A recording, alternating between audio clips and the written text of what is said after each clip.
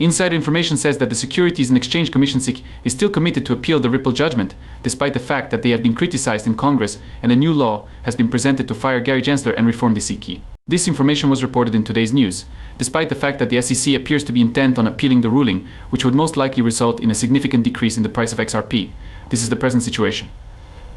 1 XRP is currently equivalent to 58.9 cents at the moment. Today the price of XRP has decreased by approximately 0.25%. Although consumers have been waiting for this decision for the past week or two, its price has remained stable between 58 and 60 cents throughout that time.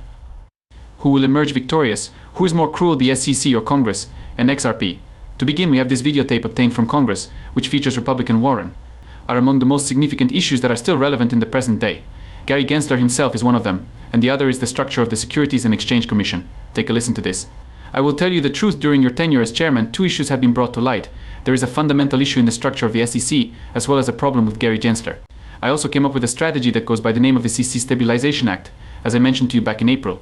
You strengthen the argument in favor of this law with each passing day that you serve as chairman, in the process of enacting rule after rule without giving any consideration to the impact that these regulations will have on individuals, or perhaps that is the advantage for you. This, however, is causing our markets to be very different. People all over the world are envious of the markets that our country possesses. Why would you choose to act in such a way? It is not a secret that you are aware of the factors that are generating revenue for our markets. It is not that they are attempting to circumvent our regulations, rather, they are just looking for a location where they can obtain answers, collaborate with a regulator, and receive a decision for how to proceed. It is not really obvious what you mean when you say equally applied rather than selectively applied. You are increasing the number of comment times on purpose in order to receive less responses. It has also been stated by the courts that this is both unfair and random. My opinion is that you are abusing your influence in order to promote a politically and socially conscious cause. As a cover for the power of the SEC, your role is to do. Although you are head of Congress, the courts, and even your own government, no one has held you accountable for it. To tell you the truth, you are ahead of all of them. I really hope that the Biden administration would let you know that you have been sacked, but they have a very long list of persons for whom they need to break the news to. This should be made easier for them by the SEC Stabilization Act that was passed by Congress. This is the reason why Davidson is requesting it from Congress. It is very evident that the passage of his SEC Debilitation Act, which is his new law, would immediately solve both of these issues. To begin, it would be nice to get rid of Gary Gensler, which is something that should be done.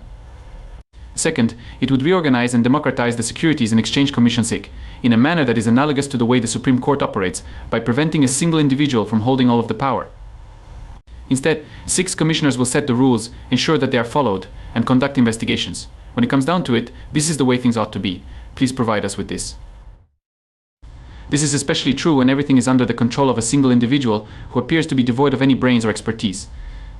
Once more, we are able to hear Warren Davidson criticizing Gary Gensler for his inability to comprehend the clear rules of the road and the rules that are not clear in a legal setting. The question of whether or not XRP is secure is one that he has not been able to address to this day. They've been out there since the year 2015. In the past, you have stated that the market is clear and that the regulations are obvious, thus, you should just join in. You are completely clueless about the question. Is it your opinion that XRP is a trust? Without a shadow of a doubt, Gary Gensler's time is almost up, and it is quite evident that he did not take pleasure in delivering a speech in front of Congress while appeared to be upset the entire time. That is very good. Permit me to ask you a question regarding this. I could not be more in love with this. In my opinion, it is safe to state that Gary Gensler's string of unfortunate events has at long last caught up with him.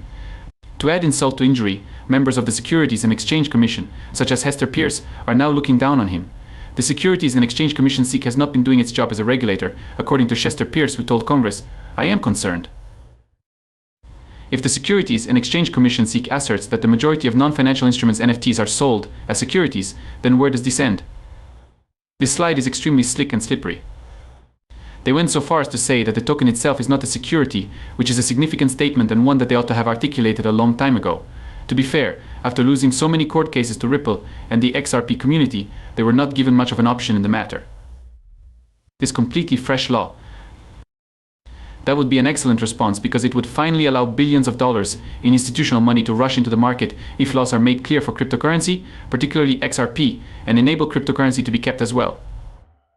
The fact that the market is set to be flooded with trillions of dollars is the reason I am so bullish on cryptocurrency. As a result of the fact that I believe this is going to be a once-in-a-lifetime opportunity to become tremendously wealthy with cryptocurrency, I have just recently established a Discord server that is open to anyone who wants to join it for the 50 of us. We are making efforts to become financially independent, and each day we learn new things and become larger, so if you are interested in joining the family, please do not hesitate to do so. The following text will contain a link that will allow you to join. As I have mentioned before, it was abundantly evident that Congress was fed up with the Securities and Exchange Commission SEC and desired for them to quit obstructing this innovation. They also wanted the Securities and Exchange Commission to quit lying and start doing its job. As a result of all the additional information, many people believe that the SEC is no longer able to challenge the judgment made by Ripple, and that XRP is only a few days away from achieving legal clarity, which would result in a significant increase in this cryptocurrency's price. However, according to what Eleanor Terrett has stated, it appears like Gabby Gensler is still looking at other options. The fact that she wants to appeal indicates that she wants to keep the price of XRP at its current level for a little while longer. The Securities and Exchange Commission SEC is likely to appeal Judge Torres' judgment regarding XRP, according to information obtained by Eleanor Terrett, a reporter for Fox Business. The source of this information is a former SEC lawyer who has recently left the agency. The lawyer stated that everyone over there truly believes that the decision is wrong, it is not good law, and should be appealed, in other words. The Securities and Exchange Commission sees a villain in this scenario, which makes it funny in a way. In spite of the fact that they have been accused of lying and being wrong on multiple occasions, they continue to act as if they are in command, which I find to be absurd. In addition to that, John Deaton expressed his opinion on the insider information in a clear and concise manner, for the purpose of merely stating that the decision has been made and that the SEC is able to review it, so be it. On the other hand, they will end up losing before the Supreme Court, which means that in the end it would be a loss. There is no logic in continuing with this appeal, and doing so would be a total and utter waste of our money, which is money that is provided by taxpayers. Nevertheless, Gary Gensler is likely to carry it out anyhow, because he does not care about the consequences. At this moment, it is manifestly obvious that he is not defending